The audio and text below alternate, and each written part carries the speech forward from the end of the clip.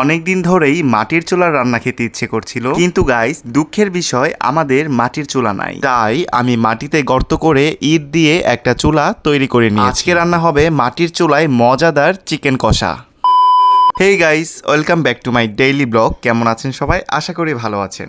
অনেক শখ করে বাইরে রান্না করার জন্য সবকিছুর প্রস্তুতি নিয়েছি, কিন্তু এই চুলা ধরাতে গিয়ে আমার আর আমার বোনের অবস্থা পুরাই নাজেহাল। যেহেতু আজকে আমি প্ল্যানিং করেই নিয়েছি খড়ির চুলায় মাংস রান্না করব, সেটা আমি করেই ছাড়ব। অবশেষে অনেক কষ্ট করে আমরা চুলাটা ধরাতে পেরেছি। তো প্রথমেই কড়াইয়ে তেল দিয়ে দিয়েছি, আর তেলটা গরম হলে দিয়ে দিয়েছি পেঁয়াজ কুচি। আর এদিকে দেখেন পেঁয়াজ কুচিটা দেওয়ার পর চুলাটা আবার নিভে গেছে। আর দয়া করে আপনারা কেউ হাসবেন না, এই রোদের মধ্যে আমি সানগ্লাস পরে আর মাথার উপর ছাতা নিয়ে রান্নাটা করছিলাম। তো যাই হোক, অবশেষে চুলাটা আবার ধরাতে পেরেছি। পেঁয়াজটা খুব ভালো করে ভেজে এরপর দিয়ে দিয়েছি মেরিনেট করা মাংসগুলো। মাংসে আদা রসুন বাটা, লেবুর রস, লবণ ও সামান্য একটু চিলি ফ্লেক্স দিয়ে মাখিয়ে আমি 1 ঘন্টার মতো রেখে দিয়েছিলাম। মাংসটা পেঁয়াজের সাথে খুব ভালো করে ভেজে এরপর আমি দিয়ে দিয়েছি আদা রসুন বাটা। আদা রসুন দেওয়ার পর সবকিছু খুব ভালো করে রান্না করে নিব, যেন কাঁচা গন্ধটা না থাকে।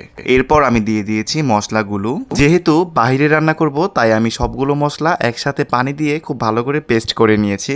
দিয়েছি মরিচের গুঁড়া, হলুদের গুঁড়া, জিরার গুঁড়া, গরম মশলার গুঁড়া, ধনিয়ার গুঁড়া। মশলাটা খুব ভালো করে কষিয়ে এরপর দিয়ে দিয়েছি স্বাদ মতো লবণ।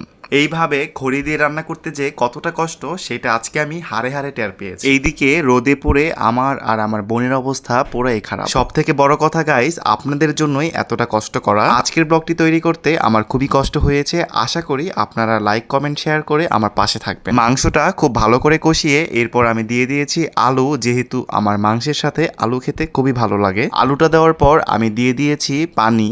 এইভাবে 10 মিনিটের মতো রান্না করে আমি দিয়ে দিয়েছি কয়েকটা কাঁচামরিচ কুচি। তো গাইস, আজকে যেহেতু আমি প্ল্যানিং করে নিয়েছিলাম খড়ির চুলায় মাংস রান্না করে খাবো, সেটা কিন্তু গাইস আমি করেই নিয়েছি। আমার মনের আশাটা কিন্তু পূর্ণ করেছি। আমার রান্নাটা তো প্রায় হয়ে গিয়েছে।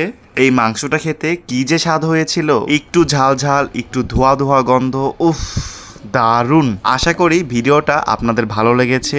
আজকের ব্লগটি এই পর্যন্তই। দেখা হবে পরবর্তী ব্লগে। সেই পর্যন্ত ভালো থাকবেন। টাটা।